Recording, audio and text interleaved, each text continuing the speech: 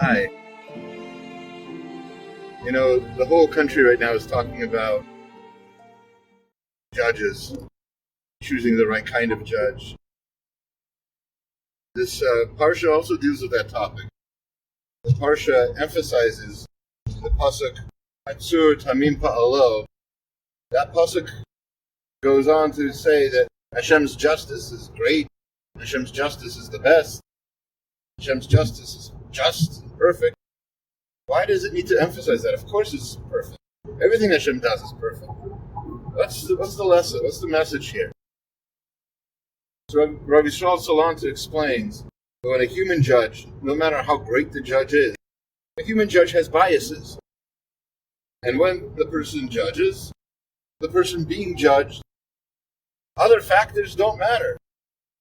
In other words, let's say somebody, God forbid, deserves the death penalty. So bringing in the person's crying grandmother or family or other people who are going to be affected by this death won't affect the judgment. He's still going to get the death penalty if the person deserves it. But not so with Hashem.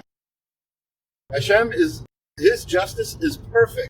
He takes everything imaginable, every single factor goes into the final adjudication of the case. Not like a human being can do. So no matter how good a judge is, there's always going to be some imperfection to the justice. Only Hashem's justice is perfect. What's the lesson here? What's the takeaway? You see, we're in the season now of Yom Kippur, and it's the day of judgment. The sealing of our judgment is going to be coming up, and we have to realize that other factors are still being taken into account.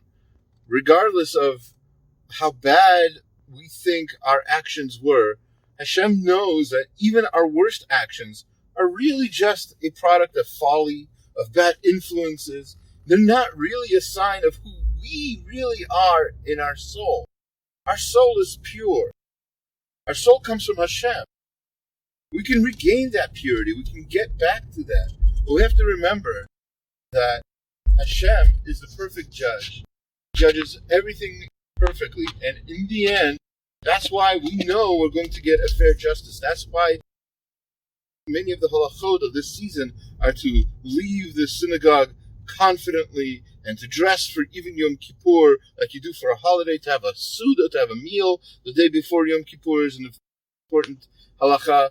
It's because we're showing Hashem how confident we are that He is the true judge. His justice is perfect.